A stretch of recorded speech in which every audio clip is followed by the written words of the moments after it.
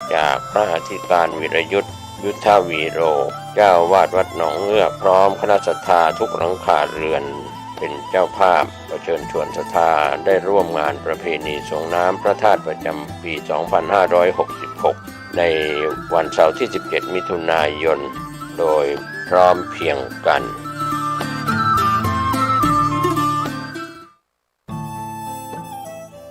ท่านกำลังติดตามรับฟังสถานีวิทยุกระจายเสียงพระพุทธศาสนาแห่งชาติและสังคมคลื่นเพื่อการศึกษาพระพุทธศาสนาและวัฒนธรรมระบบ FM 104.5 เมกะเฮิรตซ์รายการต่อไปเป็นรายการเสียงธรรมจากสามเณรดำเนินรายการโดยสามเณรสมพงษ์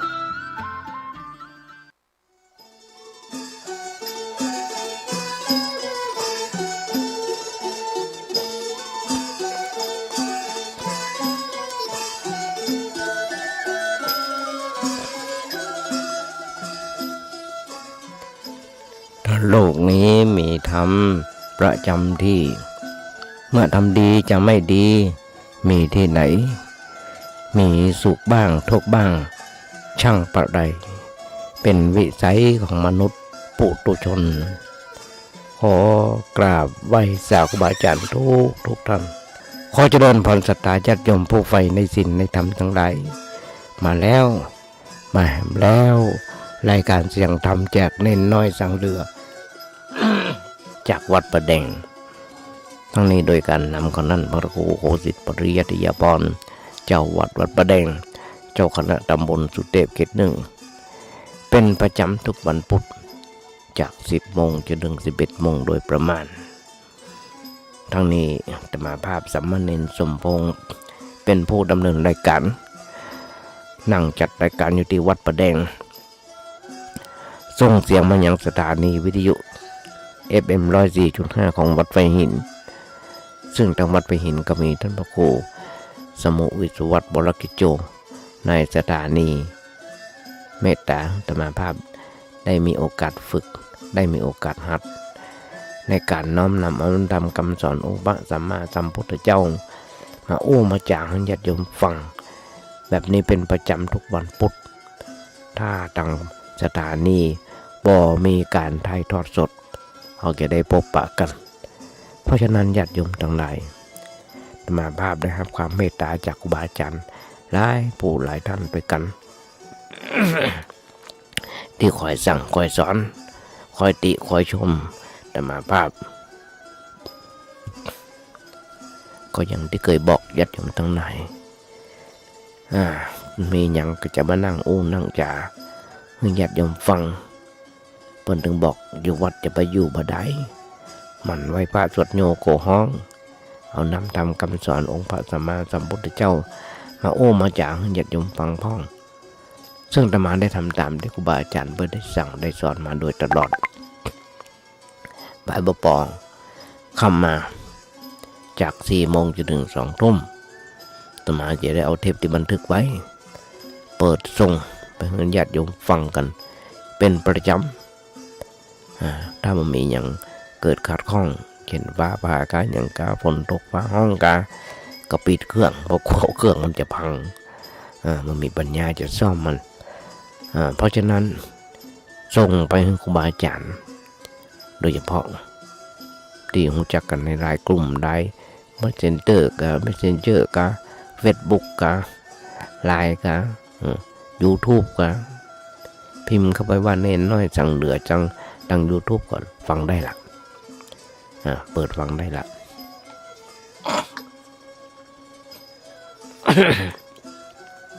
อย่างนี้เป็นประจำเพราะฉะนั้นญาติโยมทั้งหลายที่ส่งไปให้ครูบาอาจารย์มาได้ส่งไปเพื่ออวดตัวบอกกูเก่งกูเป็นจัดธรรมะอันใจขอความคิดหันขอกำติชมจากครูบาอาจารย์ทุกท่านครูบาอาจารย์ทุกท่านบรรเทาความเมตตายุคนี้สมัยนี้ญาติโยมทั้งหลายบัณฑิตนักปราชญ์นักบอกว่าจะได้เป็นทั้งโลกหรือว่าดังธรรมเปิดจัดรายการวิทยุกันโดยเฉพาะสถานีวิทยุ FM 104.5 ของวัดไฟหิน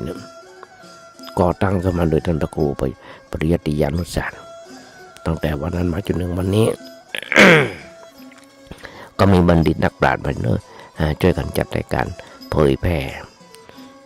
พุทธศาสนาเผยแผ่ธรรมะของพระสัมมาสัมพุทธเจ้าเป็นประจำมีทั้งพระไตรปิฎกลอยฟ้าท่านพระครูปริยัติยานุศาสตร์ก็ออนไลน์มาจากต่างประเทศทั้งที่อยู่ต่างประเทศก็ยังออนไลน์มาก็ยังได้เจอกันอยู่ใน Facebook เจอกันอยู่เป็นประจำทุกวันเพราะฉะนั้นญาติโยมทั้งหลายเพิ่นก็ฟังธรรมาภาพอยู่ทุกหลายแต่หลายท่านด้วยกันได้ฟังไม่เจนเจอกา Facebook กาเพราะฉะนั้นมันนี่แห่งวันหนึ่งที่เราได้มาปะมาพบกันเพราะฉะนั้นที่ตมาเป็นบทกลอนว่าถ้าโลกนี้มีธรรมประจำที่ทำดีจะไม่ดีมีที่ไหนมีสุขบ้างทุกบ้างช่างประไรเป็นวิสัยของมนุษย์ปุถุชนตมาขยายใจความญาติโยมฟังได้หลายปีดีดักมาทำไมถึงกันได้เพียงแค่บทกลบทเดียวก็เพราะเหตุว่า คนเฮายุคนี้สมัยนี้มันขาดศีลขาดธรรมกันนักหนาบาบ้านจะหันได้ว่านักเรียนก็ดีพ่อฆ่าดีแม่ฆ่าลูกฆ่าพ่อฆ่าแม่หันอยู่ทุกเมื่อเช้าวันเพราะอย่างเพราะยาบ้ายาม่ายาอียาต่างๆนอนยุคนี้สมัยนี้บอกว่าได้กินนมแม่เนาะญาติโยมตรงไหนกินนมควายนมงัวต่างๆบ่ได้เคยนึกว่าพ่อแม่เป็นพ่อเป็นแม่วันเดียวเป็นลูกไปจนวันตายเหมือนกันเป็นครูบาอาจารย์สอนวันเดียวก็สอนไปจนวันตายเป็นครูสอนวันเดียวนะก็เป็นลูกศิษย์ไปจนวันตายอย่างอาตมาได้จัดรายการวิทยุในญาติโยมทั้งหลายนี่นะแจ็คหายจ้อยเป็นคนแนะนำท่านพระครูสิทธิ์ปริยัติยาพรเป็นคนสอนธรรมภาพอย่างที่เคยบอกมันแรกไปนั่งฟังเพิ่นมาได้ ที่สถานีวิทยุสั้นยงบรรดาแขนเข้าไปตั้งแต่วันนั้นจนถึงวันนี้ญาติโยมทั้งหลายเป็นเวลามา20 กว่าปีเป็นเวลามา20 กว่าปีเพราะฉะนั้นนี่แหละเป็นครูสอนวันเดียวก็เป็นลูกศิษย์ไปจนวันตายนึกถึงคุณครูบาอาจารย์เปิดได้สั่งได้สอนอาจารย์เน้นมานั่งด้วยกันเลยไม่ต้องไม่ต้องไม่กลัวต้องไปสั่นมีอย่างก็ไปเหมือนกับเปิ้นสอนธรรมภาพเปิ้นสอนธรรมภาพมาตั้งแต่วันนั้นจนถึงวันนี้จากไปกู้กับเปิ้นไปนั่งไต่นั่งถามเปิ้นเขาก็ถามตอบธรรมาเป็นคนถามเปิ้นแล้วเปิ้นเป็นคนตอบธรรมาเป็นมาหลายเดือนตลอดวันนั้นจนถึงวันนี้ตั้งแต่วันนั้นจนถึงวันนี้เริ่มมานั่งจัดคนเดียวหาข้อมูลหาธรรมะองค์พระสัมมาสัมพุทธเจ้าเพราะฉะนั้นนี่แหละเป็นครูสอนวันเดียวเป็นลูกศิษย์ไปจนวันตายแม่เกิดมาวันเดียวเหมือนกันพ่อแม่ปล่อยทิ้งพ่อแม่จะตายจากเขาก็เป็นลูกของมันจนวันตายญาติโยมทั้งหลายเอามาเปรียบเทียบก่อนต่างประเทศกับบ้านเฮานี่บางคนเลี้ยงไปจนวันตายแต่ต่างประเทศพอปีกล้าแข็งเพียงแต่ส่งเงินเพิ่นก็ไปหาที่อยู่ทางนอกทางบ้านประสนใจทางบ้านทางจองซึ่งมันต่างกับวัฒนธรรมของบ้านเฮาเพราะฉะนั้นแม่เกิดมาวันเดียวพ่อแม่ก็ปล่อยทิ้งพ่อแม่อย่าตายจากเขาก็เป็นลูกจนวันตายเหมือนกันครูสอนวันเดียวก็ได้ชื่อว่าเป็นลูกศิษย์ไปจนหมดลมหายใจลองย้อนก่อยถอยความพระพุทธเจ้าของเราต้นมาทิ้งคน2 ประเภทเช่นพ่อแม่ครูบาอาจารย์ก็อย่างที่เคยญาติโยมฟัง พระพุทธเจ้าของเขาเป็นลูกกำพร้าดอกเพียงแค่เกิดมาได้7 วันเกิดจากท้องแม่มาได้7 วันแม่ก็ถึงแก่กรรมไปเป็นห้องเป็นภาษาเมืองที่วงคตที่วงคตตั้งแต่เกิดมาได้7 วันการนี้นะอย่าจำทั้งนั้นบ่เคยได้เลี้ยงได้อย่างนะพุทธเจ้าของเขาบ่เคยลืมพระคุณแม่นะจนในที่สุดเมื่อตรัสรู้เป็นองค์พระสัมมาสัมพุทธเจ้าได้7 ปีตอนนั้นเป็นอายุ42 ปีแต่มาโอ้กันง่ายๆย้ำกรรมเดิมลางงานของพระพุทธเจ้าโดยละมอบให้พระสารีบุตรดูแลแทนไปอยู่กับแม่ที่บนดาวดึง3 เดือนเขาพรรษาหลังจากตรัสรู้ทำสูงสุดนึกถึงอาจารย์เป็นคนแรกอยากจะอาจารย์นะครับรสแห่งพระธรรมตั้งจิตตั้งใจคิดจะไปโปรดอาจารย์เป็นคนแรกพระเจ้ามันก็ทรงเป็นมงคลต้นแบบผู้ทรงบริบูรณ์ทุกด้านเพราะฉะนั้นญาติโยมทั้งหลายทุกครั้งหมู่เฮา ที่เกิดเติงหาพ่อหาแม่เกิดเติงหาครูบาอาจารย์ที่ลมหายใจจากไปก็มีการทักษิณานุปทานอุทิศส่วนบุญส่วนกุศลให้เพิ่นอย่างนั้นเนาะเป็นประจำนี่คือประเพณีล้านนาของบ้านเฮาก็ลองมาคิดกันเด้อเพิ่นถึงบอกน้าอ่อนเฮายุคนี้สมัยนี้เพิ่นถึงบอกว่า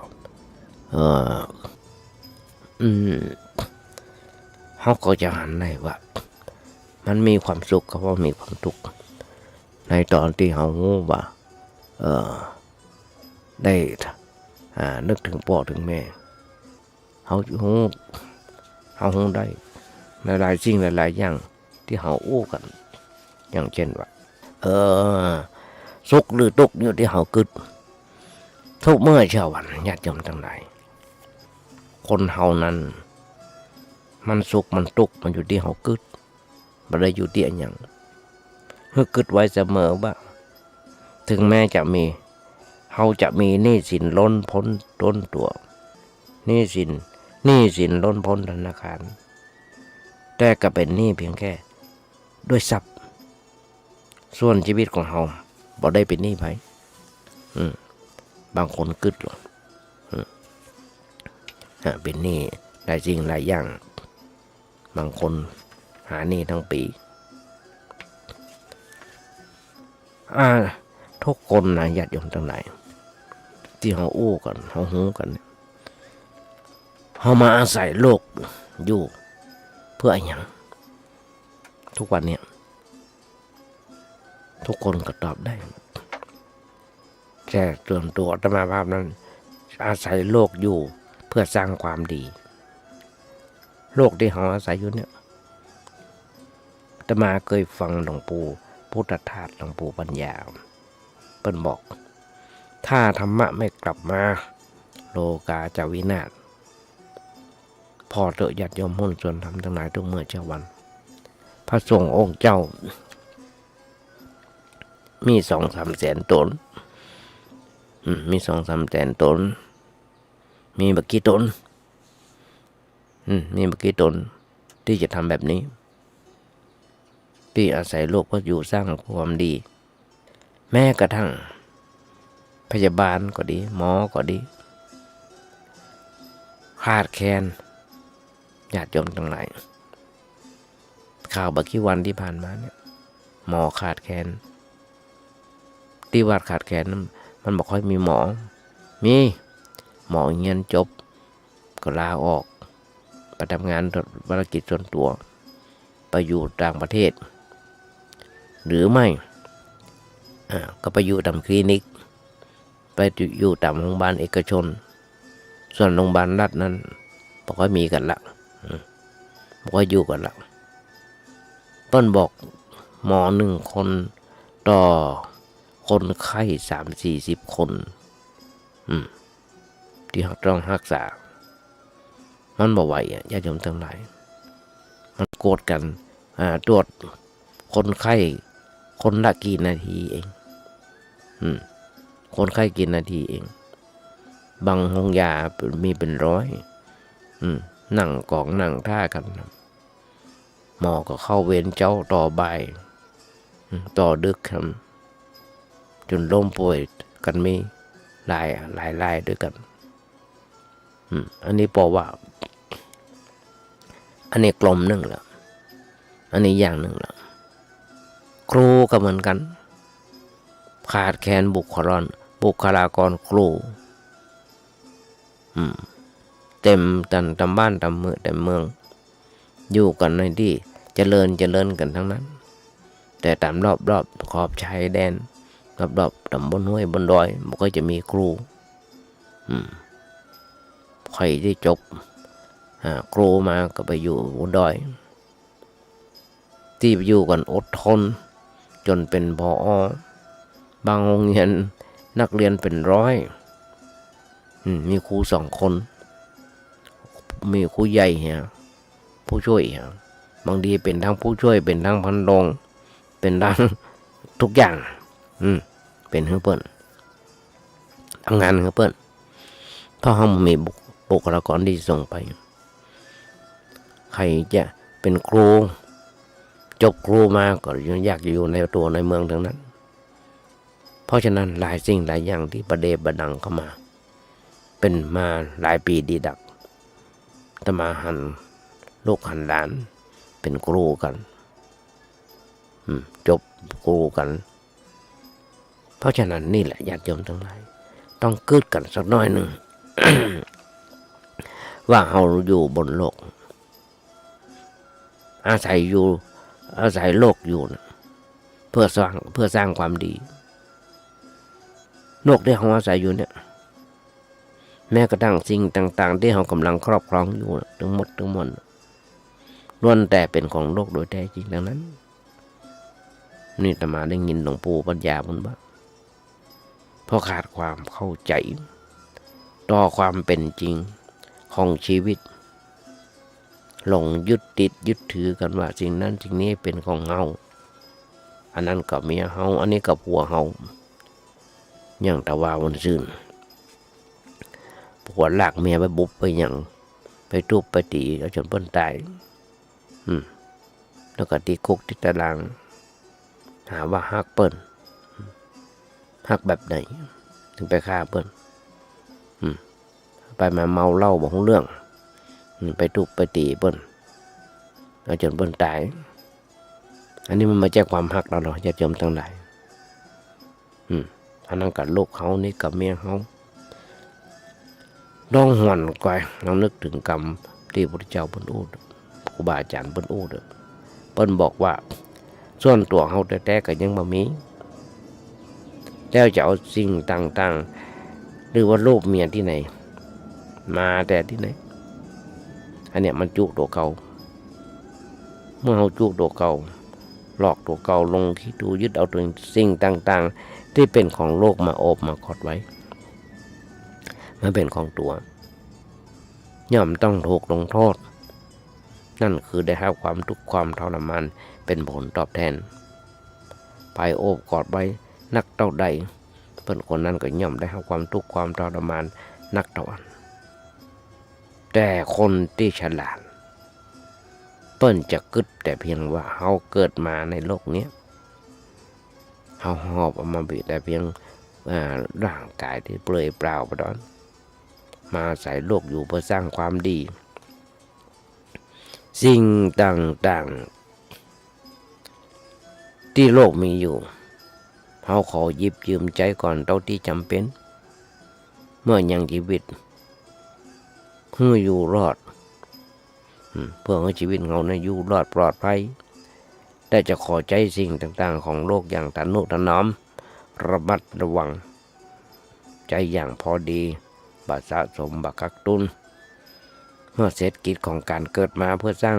ความดีแล้วจะยกสิ่งต่างๆที่หยิบยืมมาคืนปิกไปสู่โลกทั้งหมดลองคิดกันเถอะ ถ้าเราฝึกคิดแบบนี้นะคิดนึกเป็นนะคิดนี้ยังมีสาระนะเพียงแค่นี้ก็สามารถปลดเรื่องความทุกข์ต่างๆให้เบาบางลงไปได้แต่มานั่งกึดญาติโยมทั้งหลายทุกเมื่อเช้าวันร่างกายที่สมบูรณ์พ่องผสมบูรณ์พ่องเดี๋ยวเจ็บนั่นเดี๋ยวเป็นนั่นเดี๋ยวเป็นนี่แต่มาได้พิจารณาอนิจจาวัฏสังขาราอุปัฏฐวยธรรมิโนอุปชิตวานิโรชันติเตสังอุปสัมโมสุโขหันร่างกายหันกระดูกอย่างกระเดี่ยวอย่างต่างๆตอนที่เราผ่ามกันไปมีที่ไหนมันเสียก็ซ่อมเปลี่ยนใหม่แปลงจมูกแปลงแก้มตาแปลงหน้าแปลงปากแปลงได้สปะแม้กระทั่งตับไตไส้พุงก็เปลี่ยนแปลงได้เปลี่ยนได้หัวใจก็เปลี่ยนได้ลิ้นหัวใจก็ได้ก็เปลี่ยนได้แข้งขายังก็เปลี่ยนได้แต่พอตายไปแล้วญาติโยมทั้งหลายเปิ้นหามขึ้นก่อนวอกของฟอนขึ้นเมนเผาเหลือออกมาก็เป็นกระดูกเหลือกระดูกนอกนั้นที่ลูกกันนะแม้กระทั่งนางสาวก็จังประจายที่หลอกก็จังเป็นนางงามก็จังเผาออกมาเหลือกระดูกเพราะฉะนั้นนี่แหละอย่าไปโลภจะไปโลภผลที่ใดมีโลภโกรธหลงที่นั่นย่อมมีการขัดแย้งขุ่นเคืองภัยก็จังไร้โลภโกรธหลงที่นั่นย่อมปราศจากความขุ่นเคืองต้นไม้มีผลไม้ผลต้นไม้มีผลคนก็มีผลประโยชน์ย่อมเป็นที่หมายปองต้นไม้ไร้ผลคนมามีประโยชน์ย่อมอยู่สงบร่มเย็นเหมือนกันเพิ่นบอกว่าถ้าเข้าผลมันมีผลประโยชน์ย่อมอยู่สงบเย็นเหมือนกันญาติโยมทั้งหลายเขาก็จะหันได้อย่างน้อยๆใกล้เข้าพรรษาแล้วให้มาเกี่มือมากี่วันก็จะเข้าพรรษาแล้วอย่างที่บอกเขาอาศัยโลกไปอยู่สร้างความดีเราอยู่ชีวิตของเขาอยู่ตอนนี้ไปลองปรับมุมมองปรับมุมขึ้นทำไมแนะนำการปรับมุมมองของชีวิตอย่างใหม่เขาจะปะแต่ความสุขส่วนเดียวแม้จะยังดำเนินชีวิตอยู่ในโรคอันร้อนระอุแบบนี้การฝึกคิดต่อทุกสิ่งที่เกิดขึ้นยังไงล่ะชีวิตให้มันเป็นสาระคิดให้มันเป็นคิดให้มันถูกต้องเพื่อเอื้อประโยชน์ให้กับชีวิตได้เข้าสู่แก่นแท้ของชีวิตอย่างบ่มีความทุกข์ธรรมดาญาติโยมทั้งหลายมุมมองของชีวิตของคนทั่วไปจะมีมุมมองชอบคิดไปในเรื่องลักษณะของการได้หรือว่าสูญเสียในผลประโยชน์เพียงอย่างเดียวญาติโยมก็จะหันได้ปีนี้เป็นปีที่รัฐบาลไทยเฮามีการประชาชนของเฮามีการเลือกตั้งเมื่อวันที่14 พฤษภาคมผ่านมาจนถึงวันนี้ก็1 เดือนถ้าจำไม่ผิดยังมาเป็นหัวมาเป็นหางกันเยอะเลยรู้แข่งแย่งชิงดีชิงเด่นกันอยู่หันอยู่คนดีบ่ได้เกิดคนเกิดคือคนบ่ดีประชาชนเลือกตั้งเข้าไปขัดไปขวางกันไต่จักเหนือกันเอาภูมิหลังเก่าๆต่างๆอย่างมาอู้มาว่ากันและเป็นเรื่องฟ้องร้องกันขึ้นมานักหนาประปานนี่แหละคือธรรมดาของมุมมองของชีวิตของคนทั่วไปจะมีมุมมองที่ชอบคิดไปในลักษณะของการได้หรือว่าสูญเสียในผลประโยชน์เพียงอย่างเดียวทางเปิดหัวเก่าและคนใกล้ชิด ซึ่งบ่เคยคิดไปในลักษณะที่เหนือกว่านั้นอันจะเป็นประโยชน์ให้กับชีวิตมันก็เลยต้องวิ่งขึ้นถอยลงไปกับเรื่องได้มาสูญเสียได้มาหรือว่าสูญเสียอยู่เป็นประจำโดยที่บ่ฮู้ว่ามันสร้างความทุกข์ทรมานให้กับเฮา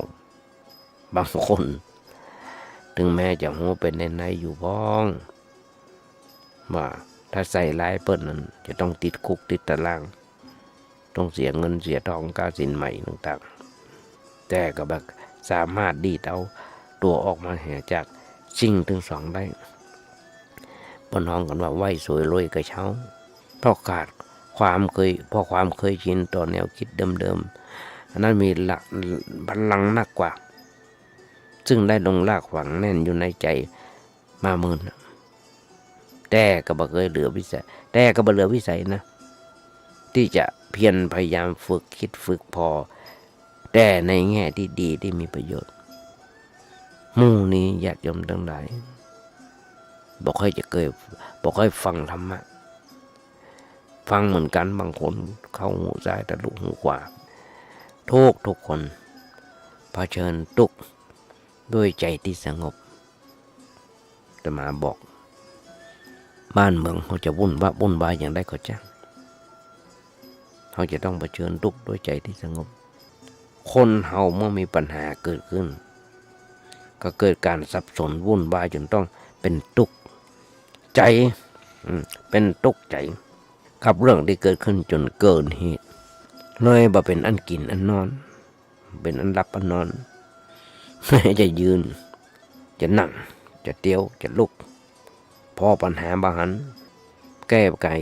ไขปัญหามาได้เมื่อบ่ฮู้จะแก้ไขปัญหาอย่างไรก็เอาแต่ไปบนบานศาลกับเจ้าหอนกันอยู่ทุกเมื่อเจ้าวันต้องไปคอยเดาะญาติโยมทั้งหลายวัดประทัดไว้คำคนขึ้นไปบนบานเอาบางคนเอาพวงมาลัยดอกมะลิไปเป็นแสนเป็นล้านมีเศรษฐกิจในการขายพวงมาลัยดอกมะลิห่างจากวัดทั้งที่บนวัดเป็นดอยขึ้นสูงแม่กาขายพวงมาลัยเป็นกิโล2 ฝากถนนเป็นกิโลมีการจับจ้องตี้กันเสียกล้าช่วยกันอย่างกันต่างๆหันได้ประเดอมาขอเดอที่ไหนก็จังที่ไปบนบ้านนะส่วนคนที่เคยฝึกคิดอย่างมีสาระย่อมมีมุมมองการคิดที่ดีมีความฉลาดมีความกล้าหาญที่จะเผชิญหน้ากับความทุกข์ที่เกิดขึ้นด้วยหัวใจที่สงบเย็นมีสติสุขุมอันรอบคอบในการคิดที่จะบ่ให้เกิดความทุกข์กับตัวและยังนั่งคอยท่าต้อนรับของความทุกข์ต่างๆที่ผ่านเข้ามาในชีวิตอย่างบัสะทกสะท้านญาติโยมหุ้นส่วนธรรมทั้งหลายพระพุทธเจ้าบ่ได้สอนให้เฮาหนีโลกบ่ได้สอนให้เฮาหนีทุกข์หนีปัญหาและบ่เคยสอนให้เฮาละโลกแต่ทรงสอนให้กำหนดพอโลกตามความเป็นจริงแต่พระพุทธเจ้าสอนให้เฮากำหนดพอโลกตามความเป็นจริงกล้าเผชิญหน้ากับความทุกข์ที่เกิดขึ้นอย่างตรงไปตรงมากำหนดหูทุกข์หูเต่าตันทุกข์ที่เกิดขึ้นเฉพาะหน้าอย่าไปกำหนดคิดถึงการได้หรือว่าเสียที่มีผลเป็นทรัพย์ยศตำแหน่งหรือว่าชื่อเสียงเพราะสิ่งเหล่านี้ที่จะเพิ่มพูนเพิ่มทุกข์เพิ่มโทษคนเฮาส่วนมากยังติดข้องอยู่ในโลกธรรมเวลามีทรัพย์มียศมีสุขก็มีแต่คนสรรเสริญเยินยอก็มัวแต่หลงไหลดีใจอย่างจนลืมตัวกันเมื่อเวลาเสื่อมทรัพย์เสื่อมยศเสื่อมสุขเสื่อมผลเดี๋ยวพอก็ทุกข์ใจจนหน้าดำคล้ำเครียดมุนเมา มีแต่เรื่องได้กับเรื่องเสียทั้งนั้น จิตใจเลยต้องเหน็ดเหนื่อยไปกับการฟูแฝบไปจนพอมีเวลาพักยืนสงบนิ่งและเราจะบ่สามารถอยู่เหนือสิ่งทั้งสองนี้ได้เลยถ้ามันมีการคิดทำไมแต่มาถึงบอกโลภโกรธหลงตัวโลภนะตัวใหญ่ญาติโยมทั้งหลายปัญหากับความทุกข์มันคนละส่วนกัน ถ้าเราบ่โลภมันก็มาเกิดปัญหาถ้าเราบ่โกรธมันก็มาเกิดปัญหาถ้าเราบ่หลงมันบ่เกิดปัญหาให้คิดไว้เสมอว่าปัญหาอันยิ่งใหญ่ในชีวิตของเราคือความทุกข์ความกลัดกลุ่มที่อยู่ในใจส่วนปัญหาธุรกิจการงานครอบครัวยศตำแหน่งการเรียนหรือว่าสิ่งต่างๆมันเป็นปัญหานอกตัวเราถือว่าเป็นเรื่องรองหรือบางเรื่องเล็กๆได้น้อยต้องแยกออกปองหันเมื่อการงานหรือว่าครอบครัวเกิดปัญหาขึ้นก็ต้องแก้ไขที่การงานหรือว่าครอบครัวในเมื่อจิตใจมันเกิดความทุกข์ญาติโยมทั้งหลายอย่างไรก็ต้องแก้ไขที่การที่จิตใจแต่เมื่อการงานเกิดปัญหาแล้วเราไปทุกข์ใจด้วยมันก็กลายเป็นสองปัญหาซ้อนกันอยู่และเมื่อมันซ้อนกันมันก็เลยสับสนวุ่นวายเกิดความมืดมนขึ้นในใจเกิดความมืดมนขึ้นในชีวิตจนพ่อมาหันปัญหาแยกกันบ่ออกจนบอกว่าอย่างคือตัวปัญหาที่แท้จริงบางหน่อยที่สุดเขาก็ไปลงโทษที่ร่างกายโดยที่ร่างกายบอกเรื่องพ่องก็ไปทุบตีทำร้ายร่างกายพ่องก็เอาเหล้าใส่ยัดเข้าไปเทเหล้าก็ได้ตอนอย่างพอวันดีคืนดีปาตัวไปโดดตึกตายโดดตึกเล่นพ่องก็เอาปืนมายิงกะตัวตายเพื่อดับทุกข์ที่มันเกิดขึ้นในใจส่วนกายนั้นร่างกายนั้นมันบ่เกี่ยวบอกเรื่องก็เลยต้องซวยไปหลายคนญาติโยมทั้งหลายลองคิดสักหน่อยนะก่อนที่เขาจะทิ้งครอบครัวธุรกิจการงานต่างๆเกิดล้มละลายหรือว่าสิ่งอื่นๆเกิดการล้มเหลวอย่างตะวาวันซืนหันข้าวทางภาคอีสานนึงอย่างนั้นจำมาได้แล้วมีคนถูกโกงเรื่องทาสีบ้านก็เลยมาเป็นคนจรจัดเที่ยวเล่ร่อนกระโดดถึงรถจนตายบังเอิญว่ามาถึงข่าวเดียวเพิ่นก็ยังเบรกตันเพิ่นหน่วยงานเพิ่นเนี่ยเอาไปถามไปอู้ไปจากันมาอยากตายพอถูกโกงคนเฮาเป็นแบบนั้นเพิ่นบอกซ้ำมีหนี้สินล้นตัวต้องยอดใจเฮาก็เลยตุกใจกึดนักจนเครียดและเครียดเหี่ยจนอยากจะฆ่าตัวตายอย่างที่บอกเพื่อหาทางออกกับชีวิตเพราะปัญหาที่เกิดขึ้นมันเลวร้ายเกินกว่าที่จะรับได้ญาติโยมมุสลิมทั้งหลายบุคคลเหล่านี้บ่เคยเอาศีลเอาธรรมไปประพฤติปฏิบัติบ่เคยเข้าวัดเข้าว่าบ่เคยอาตมาของพระพุทธเจ้าไปกึดไปปฏิบัติกันการหาทางออกกับชีวิตโดยการฆ่าตัวตายนั้นมันเป็นวิธีที่แย่หลวงปู่พุทธทาสบอกว่ามันง่ายเกินไปง่ายเหี่ยจนที่มนุษย์ที่ใจสูงอย่างเฮาท่านบางคนจะกระทำบางคนหาทางออกให้กับชีวิตโดยทางนี้อย่างเด็ดขาดต้องต่อสู้เพราะอย่างก็เพราะว่าการฆ่าตัวตายนั้นยังไม่ใช่ตัวตัดสินหรือยุติปัญหาที่แท้จริงแต่กลับจะเป็นตัวเพิ่มปัญหาแถมด้วยซ้ำไปอยากจะเผยลองทบทวนดูพอให้ดีๆว่าเมื่อเขาตายไปแล้วภาระหน้าที่ต่างๆจะตกอยู่ที่ไผภาระหน้าที่นั้นจะตกอยู่ที่ไผและเมื่อต้องตกเป็นของพ่อของแม่ ลูกเมียหรือว่าญาติพี่น้องแล้วเรายังจะกล้าหันแก่ตัวตัดช่องน้อยแต่พอตัวตัดช่องน้อยเฉพาะตนทำกับเหมือนเปิ้นหมูนั้นได้ลงคอกันในเมื่อผู้ที่ต้องรับภาระอันหนักอึ้งคือพ่อแม่ผู้บังเกิดกล้าวคือลูกเมียอันเป็นที่สุดที่ฮักของเปิ้นญาติโยมทั้งหลายตมาได้หันภาพละอ่อนคนหนึ่งเปิ้นตั้งชื่อว่าเจ้าขุนเป็นคนที่มีแขนทั้งสองข้างกุดดุดแต่ยังต่อสู้ฟันฝ่าไปแอวไปห้องเพลงที่หันที่นี่เสียงก็ดีใจได้แล้วเป็นเสาหลักของบ้านของครอบครัวด้วยซ้ำไปเปิ้นฟันฝ่ามาขนาดนั้นหลายคนญาติโยมทั้งหลายที่เป็นคนพิกลพิการแบบนั้นที่แขนกุดขากุดไปทำมาหากิน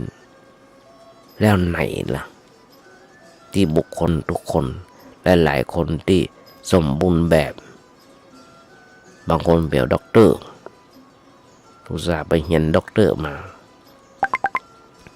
าถึงบ้านมาฆ่าตัวตายเนี่ยเพราะฉะนั้นแล้วไหนล่ะที่เขาเคยบอกว่าฮักพ่อฮักแม่นักกว่าภัยในโลกนี้แล้วจู่ๆจะมาทิ้งภาระไว้ให้เปิ้นทุกข์ใจหนักใจญาติโยมทั้งหลายเลี้ยวพอเด้อมาเปิ้นถึงสองต่างก็เท่าจะแลแก่ชราแล้วชีวิตนับวันมีแต่จะร่วงโรยมาต่างอันอย่างกับไม้ที่ใกล้ฝั่งคอยหวังที่จะพาฟากผีฟ้าไข่หวังที่จะโหช่วยเอาผ้ามาปิดตาเมื่อเวลาตายมาเวลาเปิ้นตายเพื่อสิ้นบุญ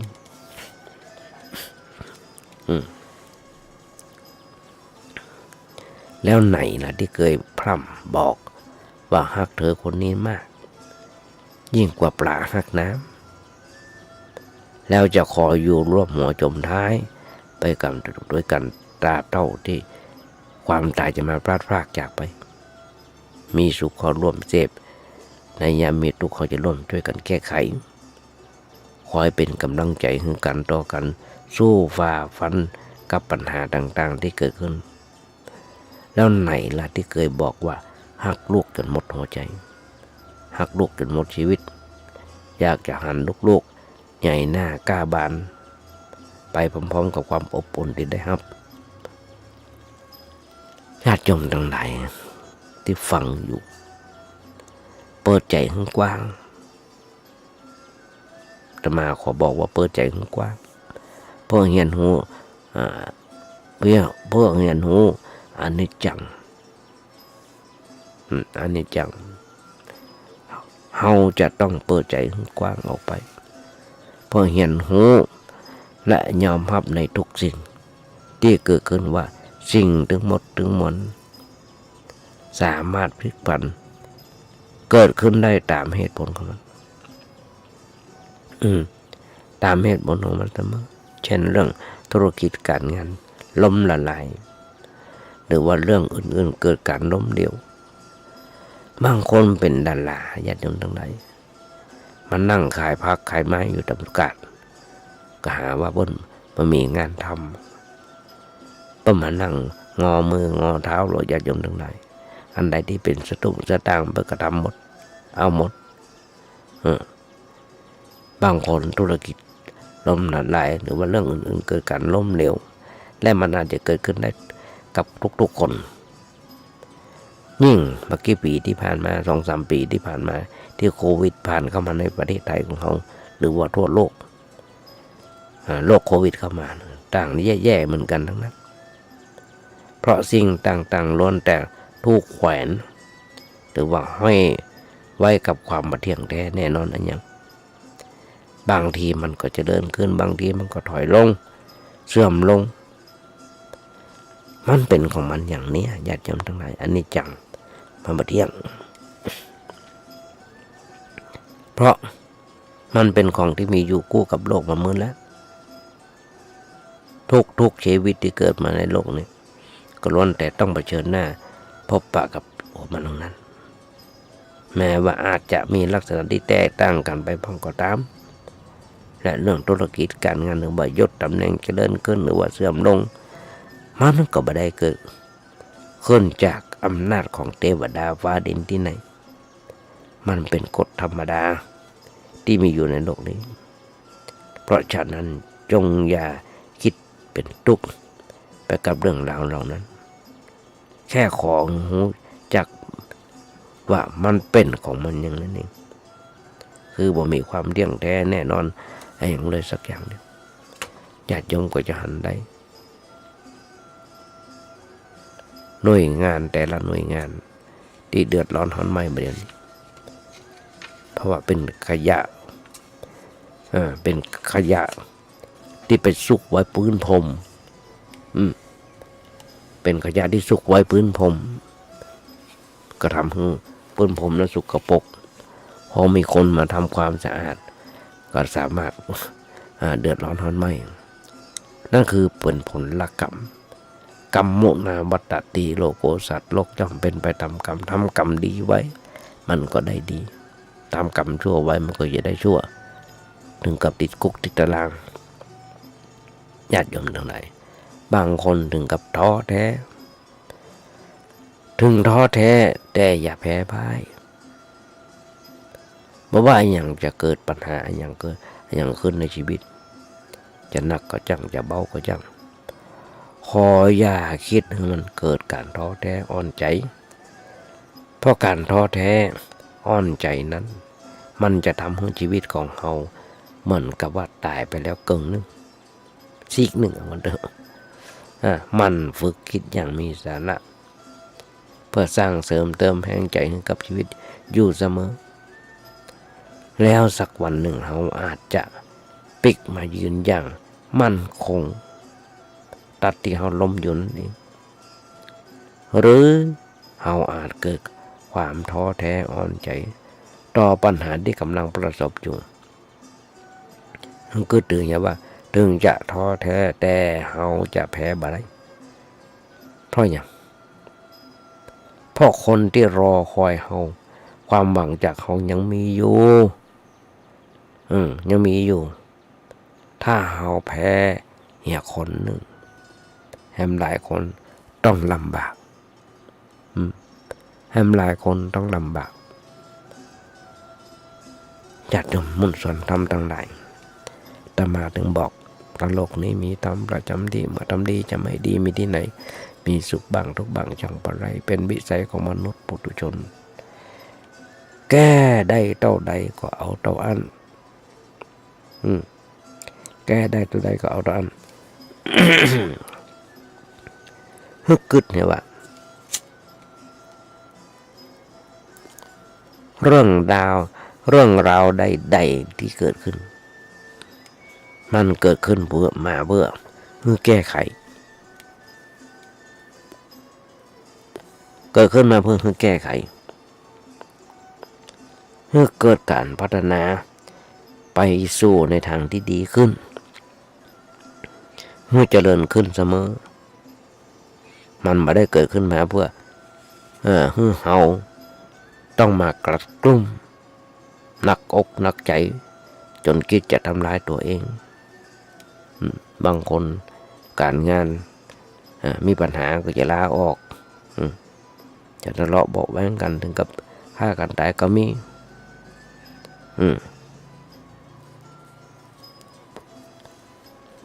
แก้ได้เท่าไรก็ตอนพอปัญหาหันฝึกคิดให้มันเป็น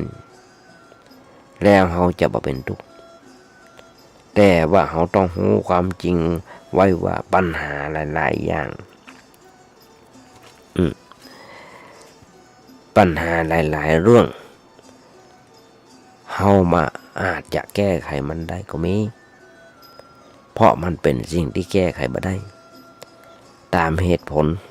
เฉพาะตัวของมันแต่หน้าที่ของเขาคือจะต้องพยายามหาวิธีจัดการกับมันให้ดีที่สุดโดยเขาคิดว่าเขาทำดีที่สุดเพียงเท่านี้ผลตอบรับจะเกิดขึ้นอย่างใดจังมัน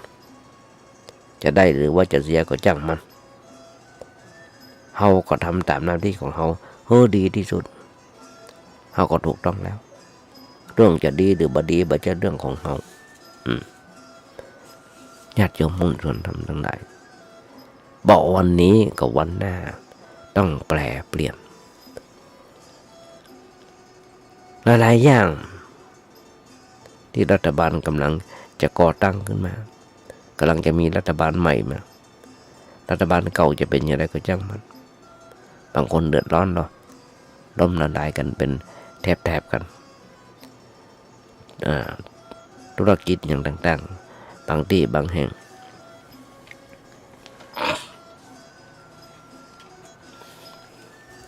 ที่เป็นมาลงทุนบ้านเขาย้ายสถานย้ายหน่วยงานสถานที่ไปทำที่เมืองนอกทางจังประเทศบางคนธุรกิจล้มละลายเลยหรอกบางคนนะนี่สินท่วมตัวผัวมีเมียน้อยเมียนอกใจเงี้ยมาจบลูกตกงานลูกถูกลดตำแหน่งบุกหมดบทอำนาจหันได้อยู่ทุกเมื่อเช้าวันโดยเฉพาะรัฐบาลใหม่จะมาเรื่องราวเราเนี่ยหลายๆคนที่ยึดถือกันมาเป็นเรื่องใหญ่เรื่องโตเลือกตั้งกับบัได้กับเปิ้ลการเปิ้ลคนเก่านะการเกือบหมดแต่ถ้าเราไปเปรียบเทียบเรื่องของความตายที่กำลังไล่บีโดยคนเรามาติดมันเปรียบเทียบกันมาได้เลยเพราะฉะนั้นเรื่องใดๆก็ตามที่เกิด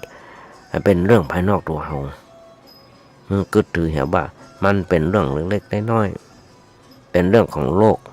ที่จะต้องแปลเปลี่ยนไปและยังมีช่องทางอื่นๆแหนมนักหนาปาป้านที่จะแก้ไขเพียงแต่เราต้องเอาสติปัญญาเข้าไปแก้แต่อย่าเอาการฆ่าตัวตายเข้าไปแลกคิดไว้เสมอว่าบ่มีสิ่งใดๆที่จะทำให้เราเป็นทุกข์ได้นอกจากคิดผิดความคิดผิดการคิดผิดของเราเองถ้าเราคิดผิดความทุกข์ก็เกิดขึ้นถ้าคิดถูกเราก็จะมาเป็นทุกข์ญาติโยมหุ้นส่วนทำทุกๆตอนทุกข์บ่หมดได้เพราะการไหว้วอนพยายามอย่าคิดเรื่องราวต่างๆต้องเป็นไปตามใจของเราถึงหมดถึงสิ้นแต่ให้คิดนะว่ามันจะเกิดเรื่องดีหรือว่าเรื่องร้ายอย่างใดก็ให้มันเกิดขึ้นเราพยายามหาวิธีแก้ไขให้ดีที่สุดแก้ได้ก็เอาแก้บ่ได้ก็เอาและให้คิดไว้เสมอว่าความทุกข์ความกลัดกลุ้มจะบ่หมดไปจะหมดไปได้ด้วยการบนบานไว้หรือว่าไหว้วอนร้องขอเทพเจ้าเทวดาพิธีกรรมต่างๆก็ว่าจะทำเราไปทุกข์ทางใจได้หมดสิ้นไปได้นอกจากเราจะต้องมีสติปัญญาคือมีการคิดอย่างถูกต้องในเรื่องนั้นในเรื่องนั้นความทุกข์ใจถึงจะหมดสิ้นไปได้ญาติโยมทั้งหลายทุกครั้งที่จะมานั่งญาติโยมฟังมันมีปัญหาเราได้หันบอกว่าทีวีบอกว่าข่าวทางเฟซบุ๊กในอย่างต่างๆหันถึงวันคนเขามีปัญหาเหมือนกันทุกวันทุกคนบางทีมีปัญหาคู่มันเป็นปัญหาคู่กับชีวิตของคนเราไปเห็นแล้วปัญหามันบอกซื่อๆหรอกบอกซื่ออยู่แล้วว่าตัวปัญหาคือต้องหาทางแก้ไขปัญหาร่วมงานเรื่องหนี้สินผัวชอบเมียชอบเล่นไพ่ลูกบ่าวติดยาลูกสาวหนีไปกับป่อใจแต่มาบ่อยญาติโยมทั้งหลายแต่ก็ยังหันกันอยู่เพราะอย่างพอโมงนี้ไม่ได้เข้าวัดเข้าว่าอาบน้ำฟังธรรมเราก็ต้องแก้ไขกันไปตามเรื่องนั้นจะแก้ไขได้ดีแค่ไหนก็ต้องค่อยๆคิดแก้ไขกันไปแต่เราจะต้องเข้าใจไว้ด้วยว่าปัญหาเราเนี้ยจะแก้ไขสักเท่าใดมันก็บ่ได้ว่ามีวันหมดไปจากโลกจากชีวิตเขาเพราะมันเหมือนกับ ปัญหาโลกแตกที่แก้กันสักเท่าใดก็มีวันหมดวันสิ้นแต่นับวันจะยุ่งเหยิงซับซ้อนหนักขึ้นปัญหาในบางเรื่องถ้าเราคิดหนักเกินไปคิดจนเครียดระวังหัวไว้ให้ดีระวังไว้ให้ดีหัวเราอาจจะแตกก่อนเปิ้นอาจจะแตกก่อนโลกอยากจำลองคิดนะหลายคนที่หันอยากจำทั้งหลายเปิ้นล้มแล้วเปิ้นลุกได้เปิ้นล้มลุกได้เปิ้นคิดอย่างเดียวเปิ้นคิดอย่างเดียวเมื่อล้มเมื่อต้องประสบกับปัญหากับชีวิตจากเรื่องใดก็ตามจนถึงขั้นเราต้องล้มทั้งยืนอย่างมาเป็นท่าแต่จะไปนอนเราอย่ายอมพ่ายแพ้ต่อมันคิดเห็นว่าเราล้มวันนี้แต่เพื่อล้มเพื่อการพักยกและพร้อมที่จะลุกขึ้นยืนต่อสู้อย่างแข็งแกร่งในวันต่อไปเราล้มได้แต่อย่านอนอย่าสิ้นหวังเราล้มวันนี้แต่ล้มเพื่อลุกขึ้นยืนในวันหน้าหลายคนที่ล้มแล้วลุกขึ้นมายืนได้อย่างสง่าผ่าเผยคิดเยอะว่าตอนที่เราล้มเปรียบเหมือนต้นไม้เมื่อถึงฤดูกาลผลัดใบมันก็ออกสลัดใบไปใบไม้ต้นไม้ต้นตอกตามวัดประแดงตามโบสถ์วัดประแดงในญาติโยมทั้งหลายถึงเวลาใบมันหล่นหมดกวาดกองไว้เป็นปุ๋ยบัดเดี๋ยวนี้ปกมาพอญาติโยมทั้งหลายเขียวจะทุกต้นเขียวจะทุกต้นเพราะฉะนั้นฝากไว้กับญาติโยมทั้งหลายก่อนสำหรับวันนี้ตมาต้องบอกเกิดอย่างไรก็อย่าบอกญาติโยมมาญาติโยมฟังแต่ว่าวันนี้เดี๋ยวพอเวลาเวลาจะหมดแล้วทันทีถ้าต้องนำรายการนี้จากไปนะก่อนนำรายการนี้จากไปญาติโยมทั้งหลายขอฝากงานบุญงานกุศลญาติโยมทั้งหลายที่มีโอกาสที่จะมาเอาวัดประแดงที่มีโอกาสได้ฟังท่านพระครูเจ้าวาดเปิ้นบอกเจือโดยมากับเหมือนกันบอกบุญญาติโยมทั้งหลายที่วัดประแดงเขามีงานบุญงานกุศลหลายปีที่ผ่านมาท่านพระครูเจ้าวาดได้ก่อร่างห้างแปลงซ่อมแซมเจนาสนะหลายอันหลายอย่างการรุ่งเรืองแต่เขาจะต้องมีการก่อร่างห้างแปลงต่อไปเพื่อการพัฒนาเป็นแผนพัฒนาของวัดประแดงของเขาโปรเจกต์ไม่สาวอย่างสาวปีหรือว่าโปรเจกต์ใหญ่ๆแต่ปัจจุบันนี้จะมีการก่อร่างห้างแปลงศาลาพระเจ้าติโลกราชเพื่อเป็นอนุสรณ์ซึ่งพระเจ้าติโลกราชนั้นเป็นผู้ก่อร่างห้างแปลงวัดประแดงก่อห้างแปลงเมืองของเชียงใหม่ของเขาหลายที่หลายแห่งก็ฝากบอกวนญาติโยมทั้งหลายศาลานั้นจะยาวถ้าจำมาผิดยาวกว้าง7 เมตรถ้าจำไม่ได้กว้าง7 เมตรยาว4 เมตรก็จำได้ละลืมไปละสมองนี่แย่ใช่ไหมอาจจะมีการก่อร่างแปลงโทรศัพท์ประถามนั้นพระครูเจ้าวาดได้เพราะเพื่อนจะเริ่มแปลงกันอย่างไรวันใดเป็นอย่างไรเบอร์โทรศัพท์มีว่า0818815690เอาล่ะญาติโยมทั้งหลายก่อนจะนำรายการนี้จากไปต้องกราบขอบพระคุณน้ำใจน้ำพระครูสมุวิศวัตรวรกิจโจในสถานีที่เมตตาอาตมาภาพได้มีโอกาสฝึกมีโอกาสหัดฝากบอกบุญด้วยพร้อมในนี้วันนี้อาจจะเป็นวันครบรอบวันเกิดของไปคนใดคนหนึ่งมาภาคขออำนวยพรขอสตาญาติโยมทั้งหลายขอมีความสุขมีความเจริญคิดสิ่งหนึ่งสิ่งใดสมความมุ่งมั่นปรารถนาขอญาติโยมทุกท่านอย่าเจ็บอย่าไข้กันเลยขอเจริญพร